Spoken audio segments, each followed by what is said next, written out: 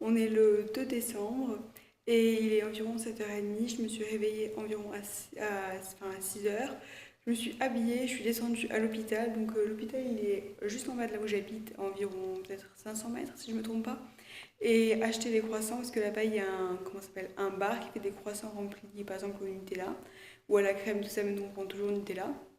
Et c'est genre notre tradition du dimanche. Donc du coup, enfin, je suis allée chercher ce matin parce que je suis celle qui se réveille en premier. Et à 7h, ce qui se passe, c'est que les infirmières de la nuit, elles partent. Les infirmières de la journée, elles arrivent.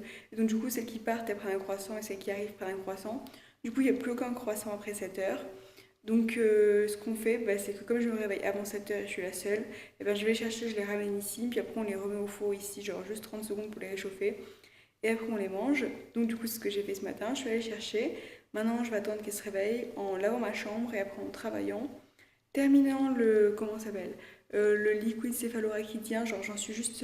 J'ai terminé toutes donc, les deux ventricules latérales. Ventricule central, donc troisième ventricule. Aqueduc de. euh, Mésencéphalique et le quatrième ventricule. J'avais toute cette partie-là anatomique, en plus, après les plexus choroïdiens, donc c'est ce qui produit le liquide. Et maintenant, je vais faire la circulation du liquide et après le réabsorption du liquide.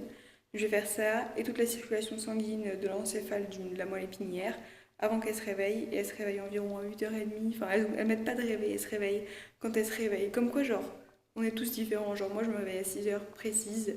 Peu importe l'heure à laquelle je vais dormir, je me réveille tous les jours à 6h. Elle se réveille à 8h30, 10h30, mais par contre, des fois, elles vont au lit à 2h du matin ou des choses comme ça. Alors que moi, j'essaie d'aller au lit à 23h ou à 23h. Et donc, du coup, on est tous différents là-dessus. Et voilà, voilà. Je vais aller travailler du coup et laver ma chambre parce que demain, on sera le 3 décembre et il arrive une nouvelle personne dans ma chambre, que la personne qui est dans ma chambre avant, celle qui était en infirmière, est partie sans dire au revoir, heureusement. Enfin, j'étais en train de travailler dans la salle d'études pour genre, lui laisser la chambre tranquille. Et à midi, avec Mimosa, donc la fille du montage, on est revenu dans la chambre pour genre, récupérer les pâtes pour aller manger. Et on est arrivé ici et la chambre elle était vide. Donc du coup, bah, j'imagine qu'elle est partie. Et du coup, bah, voilà, demain il y a une nouvelle fille qui va arriver. Et ce sera une fille de la première année et moi je suis en troisième année. Et je sais pas d'où elle vient ni rien. Voilà, ce sera la surprise.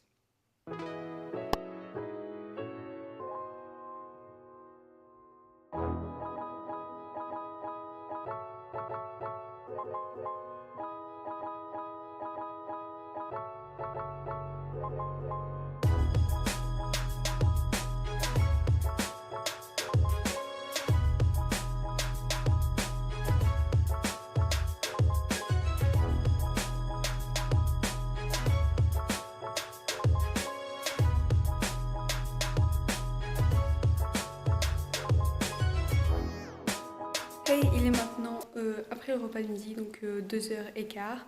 Et je viens de terminer de manger, j'ai mon café avec moi et un cookies protéiné. Et je vais terminer mon chapitre donc, sur la vascularisation.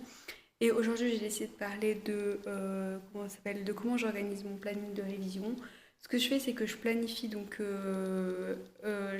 genre tous les jours, sauf le dimanche, où le dimanche, normalement, c'est le jour où je rattrape, entre guillemets, ce que j'ai pas eu le temps de faire pendant la semaine. Comme ça, si j'ai du retard, et ben, ça met pas, genre, ça me décale pas tout. Et ce que je fais aussi, c'est que je planifie une semaine après une semaine. Comme ça, sachant que par exemple, la semaine dernière, par exemple, j'ai mis 30 minutes pour faire quelque chose. Je sais que cette semaine, il faudra moins de temps parce que je l'aurai déjà fait. Alors que quelque chose que je sais qui m'aura pris hyper longtemps, cette semaine, il faudra quand même que je sache que ça me prendra longtemps. Et donc, pas planifier plein de choses ce jour-là. Donc du coup, la première chose, c'est que je planifie une semaine par une semaine, que je planifie jamais rien le dimanche parce que je le garde comme jour pour rattraper ce que j'ai pas eu le temps de faire pendant la semaine. Et voilà, j'ai un agenda qui est, je sais pas où, bref, c'est un agenda, c'est genre, il est en lien dans la description d'ailleurs. C'est un agenda que j'achète sur Amazon et voilà, donc du coup, je marque chaque jour comme une to-do list que je dois faire et après, genre, quand j'ai terminé, je le coche. Si je l'ai pas fait, je le coche pas et après, le dimanche, je réécris tout ce que j'ai pas fait de la semaine et m'attaque à faire tout ça. Et voilà, c'est comme ça que je m'organise et je pense que c'est Un petit peu tout, c'est assez simple selon moi et pour moi ça fonctionne parce que si je planifie tous les jours de la semaine, si je prends du retard après je me retrouve coincée et pareil si je planifie sur un mois ou jusqu'à l'examen, si je prends du retard et ben après ça me décale tout, ça me stresse et tout ça. En faisant comme ça, et ben je me stresse pas et je fais les choses à mon rythme. Mais quand même pour moi c'est important de planifier parce que si je planifie pas, et ben je vais arriver dans les choses et où je vais faire que les choses que j'ai envie de faire et pas forcément les choses que je dois faire. Et autrement, ce qui peut se produire aussi, c'est que je vais arriver là et je vais faire un peu quelque chose, je vais faire genre, oh non, faut que je fasse ça, faut que je fasse ça, faut que je fasse ça. Puis je vais complètement m'éparpiller et rien faire entièrement.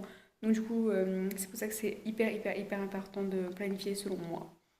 Et voilà, du coup, je vais boire mon café, manger mon cookies. Et peut-être qu'à 5 heures, la fille qui a la chambre, enfin, non, qui a la chambre avec moi, Mimosa, elle a envie d'aller à un endroit qui s'appelle Pancake. Moi, j'y suis jamais allée. Mes parents, quand ils sont venus me voir, ils avaient leur petit déjeuner offert à cet endroit-là. C'est genre un endroit où ils font des cupcakes et des gâteaux et tout ça. Et donc, du coup, elle voulait faire ça parce que dehors, il fait genre super, un énorme soleil. Alors qu'on pensait qu'il allait neiger. Donc du coup, on a envie de sortir et d'en profiter, même si notre examen, le mien, il est dans 16 jours, l'examen.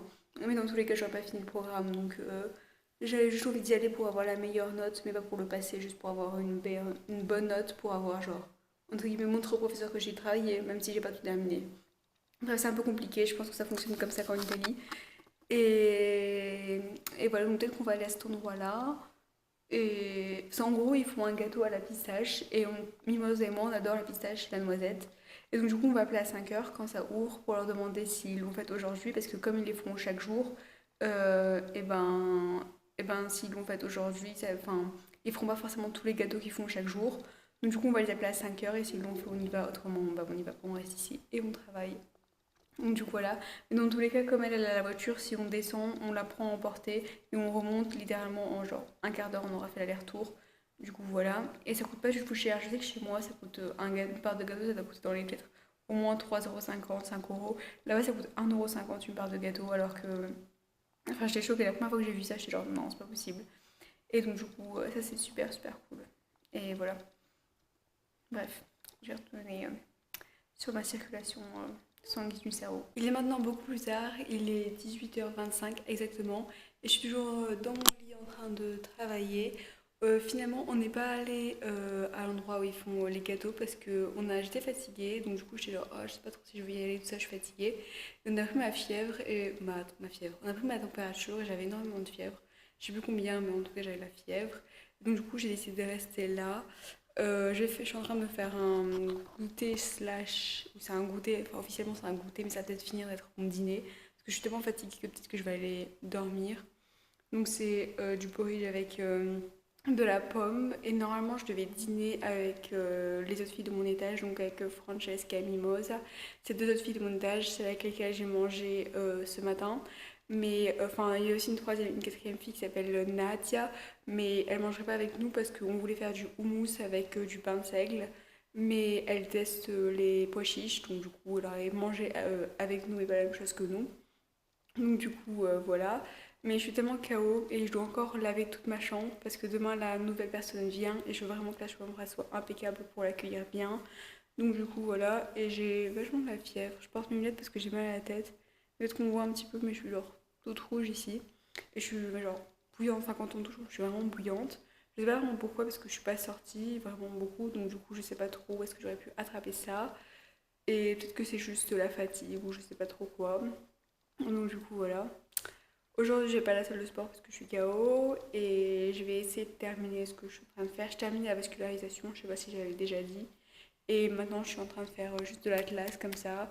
J'ai mes écouteurs, je suis en train d'écouter le nouvel album de Little Mix. Enfin, ça fait 2 semaines que je l'écoute en boucle.